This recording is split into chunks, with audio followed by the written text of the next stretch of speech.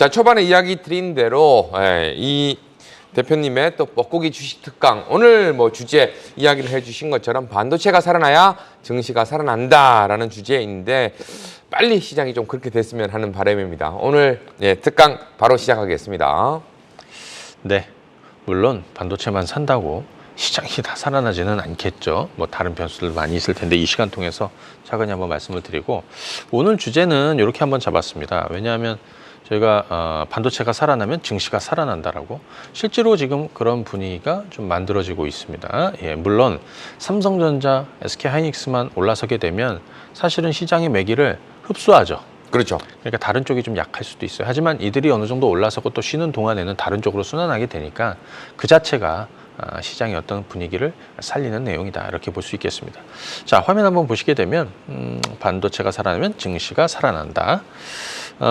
우리가 지난 강의가 있습니다.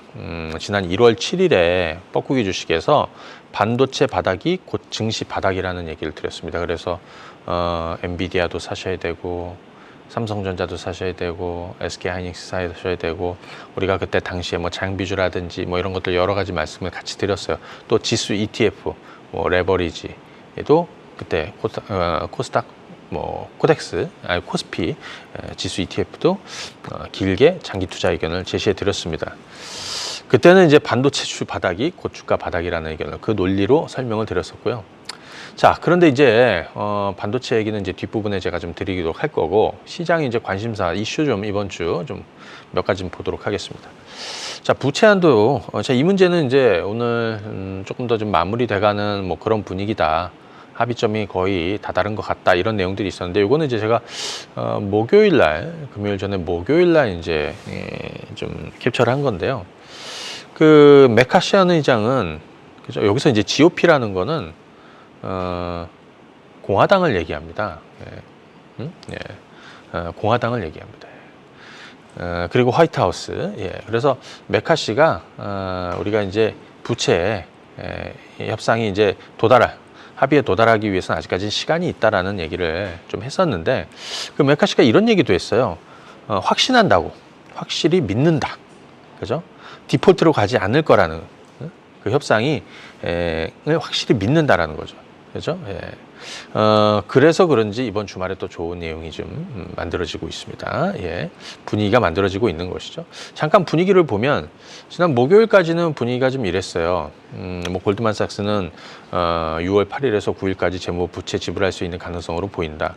뭐 골드만삭스 또는 뭐 AP 또는 다른 외신이나 이런 거 다 더해보니까 대략 미국의 디폴트 엑스데이는 6월 1일보다 한 7에서 15일 정도 여유가 있는 것 같다. 그래서 US 캐피탈의 수석 이코노미스트가 이런 얘기했어요. 야, 옐렌이 너무 엄살을 부리는 것 같아. 6월 1일로 옐런이 못 박은 거는 그 시급성을 강조하기 위해서 조금 더 그런, 그죠? 최악의 시나리오를 제시하면서 좀 엄살을 부린 것 같아. 뭐 이런 내용들이 좀 있었습니다. 어찌됐든 지금 미 재무부의 이 TGA, 트레저리 제너럴 어카운트라고 미국 재무부가 가지고 있는 그 계좌라는 말씀을 드려요. 돈을 넣었다 뺐다 하면서, 그 지난번에 저희가 봤을 때는 1,000억 달러 정도 수준에 와 있다라는, 2,000억에서 1,000억 달러 수준까지 왔다라고 그랬는데, 지금 거의 이제 바닥이 가까워지고는 있는 것 같아요. 자, 이런 거 그냥 알아두시면 되는데, 재미난 내용이 있습니다. 웬 또 트럼프야, 이렇게 볼 수 있는데, 이거는 사실은 이 부채 한도 협상은 경제적인 의미를 넘어서 정치 포퓰리즘의 전형적인 모습이다. 부채 한도 합의가 지연되면 공화당이 득입니다. 웃는 쪽은 공화당이죠. 그래서 이번 더 이코노미스트의 표지에는 커튼 뒤에서 웃고 있는 트럼프의 모습이 보였습니다. 예, 이런 건 그냥 좀 한번 봐두시면 좋을 것 같아서 제가 한번 좀 준비를 했는데, 하지만 결국에는 과거가 그랬듯 늘 합의점을 찾습니다. 그러니까 이것이 뭐 큰 시장의 악재라고 보지 않습니다. 지난주에 우리 뻐꾸기 주식에서 CDS 프리미엄 얘기해드렸죠. 막 폭등을 하고 있고, 미국의 국가신용등급 강등됐을 때 2008년 금융위 이때부터 올라왔지만, 오히려 그 위기 때 위험 자산을 늘려야 된다는, 왜? 급격히 떨어질 거니까요. 자, 근데 이번 주에는 FOMC 의사로 공개가 있었습니다. 여기선 한 2가지 정도 알아두시면 좋을 것 같아요. 뭐냐면 금리를, 그죠? 예. 동결했죠. 금리를 동결했습니다. 근데 여기 잘 보시게 되면 자, 이번 회의 이후 추가 금리 인상이 어느 정도 적절할지는 불확실해졌다. 이건 뭐냐면 은행 부실 여파로 해서 지방은행이나 은행 리스크로 해서 금리를 추가로 더 올리기 힘들다라는 거예요. 그런데 또 소수는 이런 의견이 있었습니다. 인플레이션이 조금 더 스티키하다. 우리는 지금 사실은 좀 인플레이션이 잡히고 있다라고 표현하지만 그분들의 눈에는 여전히 끈적거린다라는 거죠. 그래서 이 인플레이션이 계속 느리게 둔화될 경우에는 추가 조치가 필요하다. 금리를 좀 더 올릴 수 있다. 그래서 이 이후에 보니까 실제로 6월에 뭐 금리를 동결하지만 7월에는 한 단계 인상해야 된다라는 쪽도 많이 늘어나고 있어요. 그리고 오늘 패드 와치로 보니까 5.5가 뭐 70% 정도 되더라. 물론 패드 와치 전망은 시장의 스탠스죠. 그죠? 이들 점도표는 아니니까요.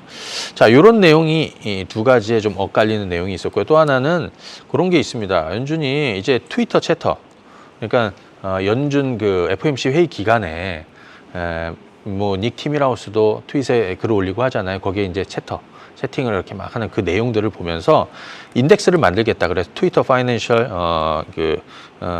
센티먼트 인덱스라고 그래갖고 TFSI.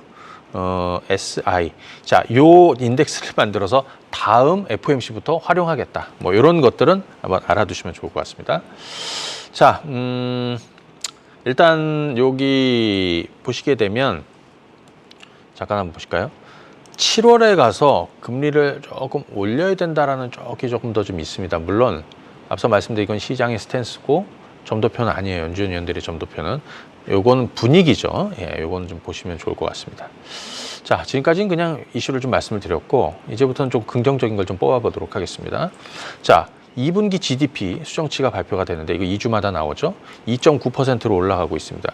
대부분 걱정하는 게 앞으로 경기 침체가 올 것이다라는 걱정들을 많이 하는데 실제로 보니까 최근 들어서 살아나고 있다라는 거죠. 그렇죠? 살아나고 있다라는 겁니다.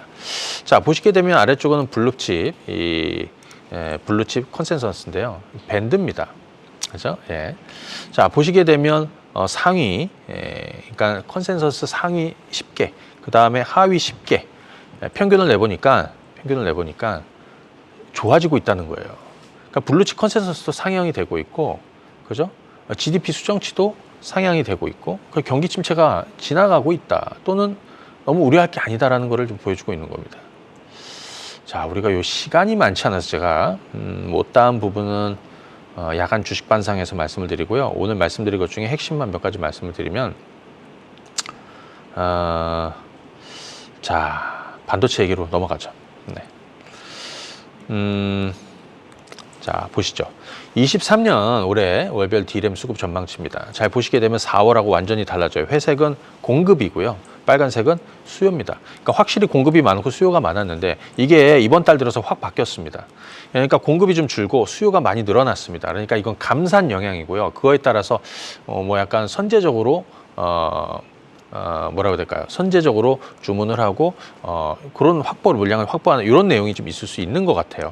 그래서 지금 보시게 되면 최악의 업황을 통과했다. 그 다음에 감산 효과고, 그죠? 그 다음에 미리 조금 이제 사두는 것 같죠? 뭐 이렇게 보시면 되겠고, 그 다음에 DDR4에서 DDR5로 전환되는 이런 흐름도 이제 초기입을 만들고 있다. 그리고 업황 개선이 이루어지게 될 것이다.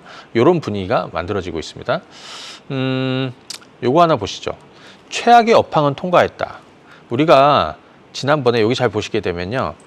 요거예요. 요 노란색은 SK 하이닉스 주가고요. 이거는 빨간색은 삼성전자입니다. 근데 여기 잘 보시게 되면 여기 파란색하고 회색 선이 이렇게 내려가고 있죠. 파란색하고 회색 선이 이렇게 내려가고. 이거는 보시게 되면 DDR4 현물 가격입니다. 여전히 계속 내려가고 있어요. 그런데 말씀드리고 싶은 건 뭐냐면 삼성전자하고 SK 하이닉스 주가는 올라가고 있다는 거예요.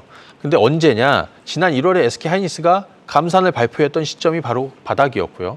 작년 10월에 여기입니다. 마이크론 테크놀로지가 감산을 발표했던 시점이 바로 여기입니다. 올 3월에 삼성전자가 감산을 발표했던 시점 바로 여기입니다.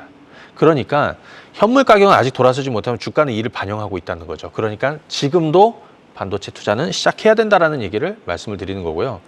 요거 한번 말씀을 드리겠습니다. 우리 낸드 쪽에서 세계 2위는 일본 키옥시아입니다. 그리고 4위는 미국의 웨스턴 디지털이에요. 그런데 키옥시아하고 웨스턴 디지털 합병이 우리 기업하고 무슨 상관이냐. 삼성이 1위고요. 그 다음에 2위는 키옥시아, 3위는 SK하이닉스, 4위는 웨스턴 디지털입니다. 근데 얘네 둘이 합병하게 되면 이게 뭐 디램하고 낸드 이런 쪽으로 합병하는 게 낸드잖아요. 그러니까 원래는 상위권에 4개 있는 회사들이 서로 4개에서 경쟁을 했는데 둘이 합쳐지니까 경쟁자가 줄어드는 거예요. 이것 자체도 호재가 된다라는 거죠. 그런데 둘이 합쳐지게 되면 생산은 낸드 생산은 똑같이 해도 그 공정이라든지 그 과정이 많이 다릅니다. 그래서 하나로 통합하기 위해서는 공장을 멈춰야 되고, 그죠? 통일성을 가지기 위해서, 그죠? 그리고 재생산하기 수율도 떨어질 것이고, 그죠? 이런 정리 과정에서 상당한 수혜를 국내 업체들이 누리게 될 것이다라는 거죠. 뭐 SK하이닉스 특히 그렇습니다. 그래서 이런 내용도 최근에 반도체주들의 호재가 되고 있다. 이렇게 한번 보시면 좋을 것 같고요.